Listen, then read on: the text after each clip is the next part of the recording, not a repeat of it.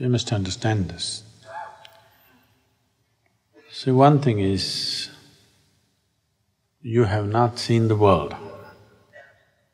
You have only seen it the way it's reflected in the mirror of your mind. Yes? You're not seeing the world as it is.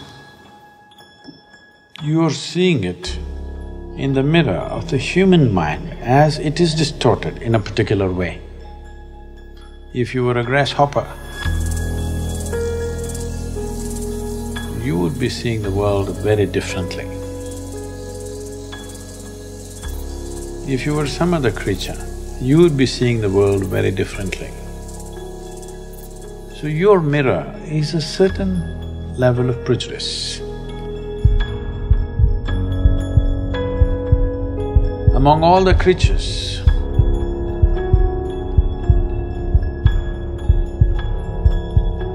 what evolution means is, on one level, your mirror is fairly more plain compared to the mirrors that other creatures hold in their mind. Suppose there is a tiger here, I'm talking about the animal. If there was a tiger here, he looks like this. Dinner, breakfast, lunch. He can't think beyond that. Because his mirror is like that. The mirror of his mind shows him only food.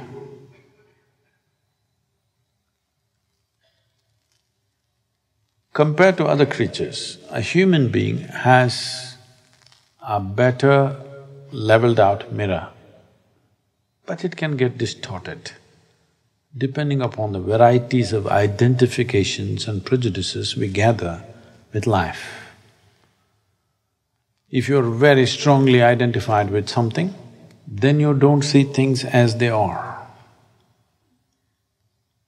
Everything gets distorted in your mind. But if we work upon it, if we polish our mind sufficiently, it could become a plain mirror where it shows everything as it is. But still, a mirror doesn't really capture anything.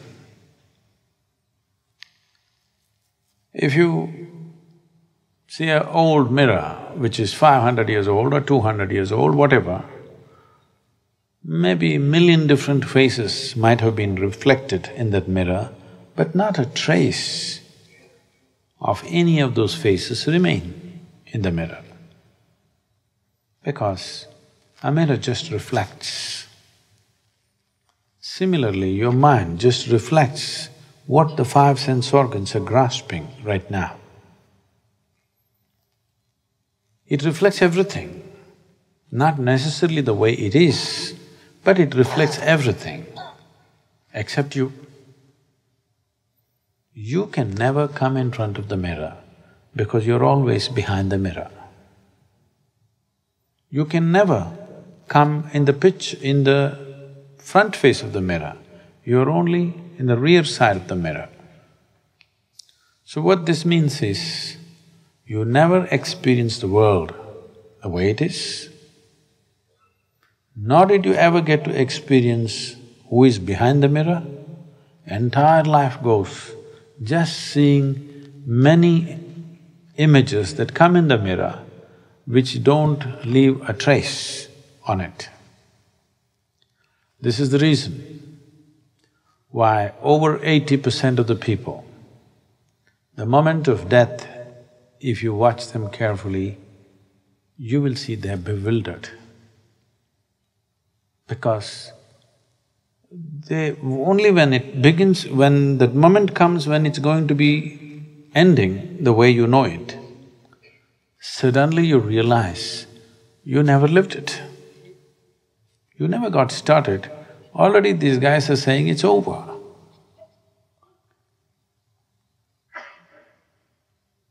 You will see people who had strong experiences, not necessarily because of their enlightenment or something. Let's say they had very strong experiences in terms of very powerful situations or events in life, maybe wars and revolutions and extreme situations, even accidents, extreme situations where there was no room to think. There just was a big drama happening, where in many ways the mirror of the mind broke and something more happened for whatever reasons. Either pleasant or unpleasant, it doesn't matter. You will see only such people will either die in joy or in pain. All others die bewildered. Even if there is physical pain due to some ailment or some bodily state, when that moment comes, you will see this confusion because suddenly you realize the last moment you never got started and it's getting over. So either you must see the creation as it is, or you must experience the one behind the mirror. If both these things don't happen, all you watch was what are the reflections on the mirror, this is not life. There is no purchase to life, there is no roots to life, it's just passing.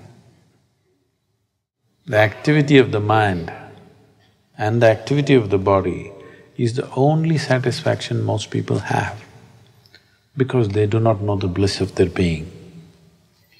So, we don't want to shatter the mirror, we want to keep the mirror, but we want to find a way to slip behind the mirror.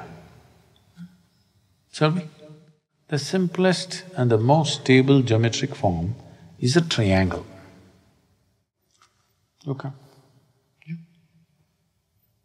Yeah, put the dog things down. Just close your eyes and just stand facing them. Stand whichever way you want, keep your arms this way, that way, hold that position for some time and stand one pose, something. When he stands like this, I want you to look at his thing not as a human being, just as geometry. Just at least start seeing how many triangles in this. Stand some other way.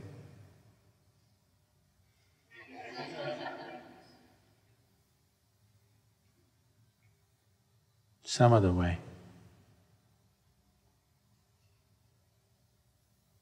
I wanted to just keep looking, how many triangles, how many triangles? This simple form of a man standing, how many triangles can you break it into?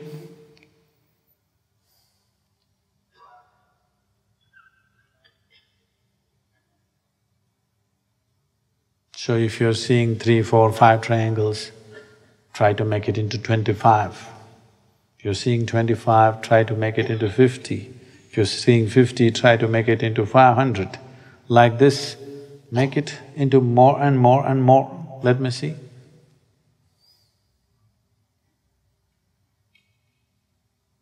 Stand some other way.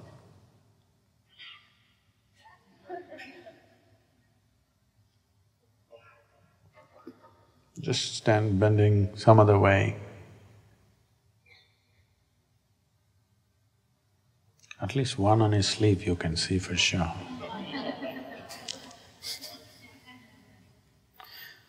Okay. Now,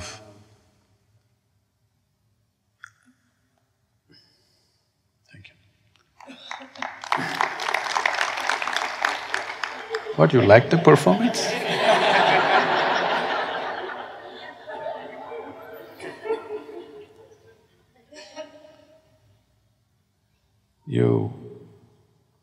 You must understand that the most fundamental form of geometry is a triangle, and it's the most stable form. All chakras are triangles. Everything, inside everything, fundamentally you can break it down into a triangle, every shape and every form. The more distinctly you can cover a certain space, when you see this body, if you can fill every millimeter with a triangle, you're beginning to understand the geometry of that particular form.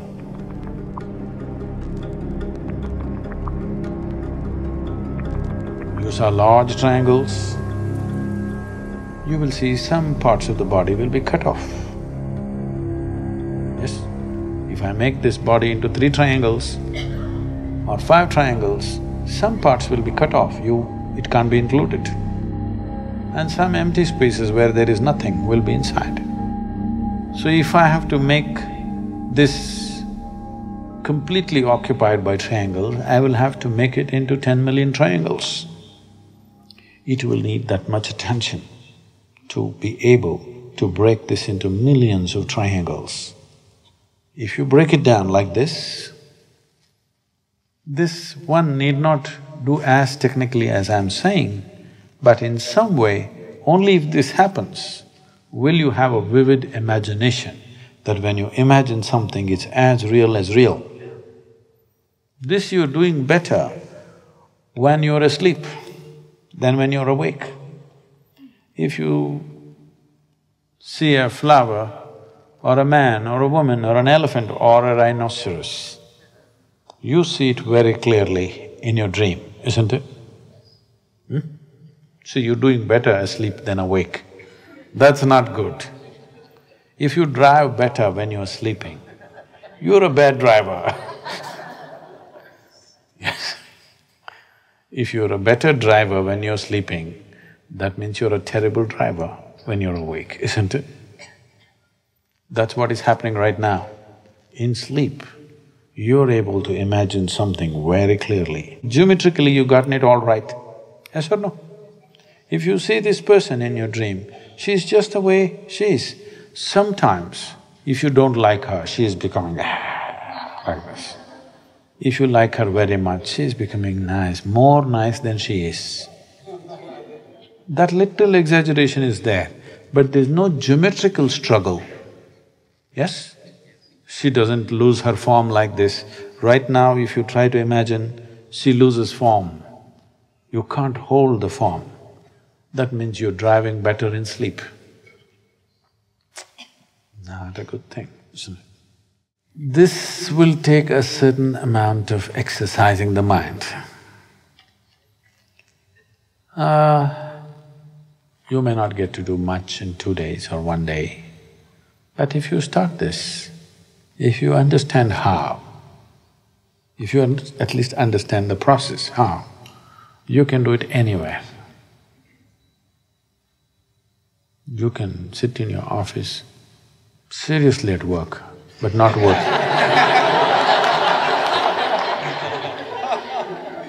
Not working. If you are sitting somewhere, anything, now you see this vessel, you can geometrically break it down into 1,000,000 pieces and put it back. If you exercise your mind like this, it'll become in such a way that you can make it do what you want. Don't get hasty and start asking for this, that, everything. Unfortunately, it may happen, but you will mess yourself up very badly. So, this is not about creating what you want. This is not about having. This is towards being. Can you maintain this discipline? Just because you have some kind of capability, you will not start asking, what is that, $1.2 billion lottery? What? Rollerball, huh? Powerball. So Powerball, Powerball, Powerball.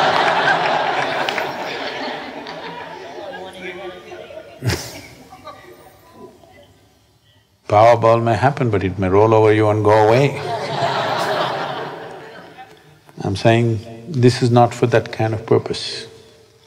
This is to have mastery over the mind so that it will allow you to go behind it, so that you don't spend your entire life just looking at the reflections on the mirror of your mind. You begin to taste life for what it is.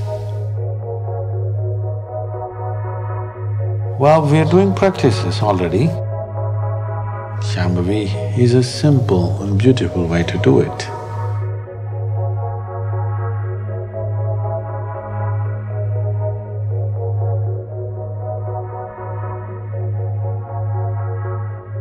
But I'm sure many of you are not able to stay there. But if we really want to just be there all the time, then a little mastery over the mind will do good. But the moment you have little capability, if you think you want to heal people, your friend has cancer, you I will undo the cancer and put it back. You may be able to, but you will be a disaster for yourself and for the world, because this is not to be used like that. This is not in that direction at all. This is just to give you an access to something more than your mind in your life. Right now, it's all this bloody stupid mind, that's all you have experiencing, thought and emotion, thought and emotion, thought and emotion. These are just images on the mirror, has no significance, has no depth, it's two-dimensional, just a reflection. Entire life is going, seeing the reflections of life. Not good way to spend life, isn't it? So, this is not another trick that you exercise in the world. This is something that you do within yourself so that you are able to slip behind the mind. You have enough mastery over the thing. If you focus, it'll open up holes and one can go. Well, those of you who have easier way to do, you must be popping some pills and stuff to do it. It may happen. That's the biggest problem. It may happen sometimes, but then you can't fix the hole in your mind after that. That's the only problem. Here it's not like that. You become so fine, you pass through the mind. Even the mind doesn't know you pass through. To keep it so subtle, it needs lots of work. I started very early. I started when I was 3.5, 4 years of age. Took hours and hours and hours of focus. I don't know how much your life is worth. Pay that much attention. If you think it's worth 1 minute, 1 minute. If you think it's 1 hour, 1 hour. If you think it's worth 24 hours, 24 hours, whatever you'll see. One who is only watching the reflections of his mind, nothing will change. Punarapi jananam, punarapi maranam. Endless cycles will go on, but nothing will change, because nothing changes on the mirror. Whose face is being reflected right now will not change the quality of the mirror in any way. Who is behind the mirror? If we know who is behind the mirror, then we can change everything. Then we can even make the mirror turn around and turn inward completely.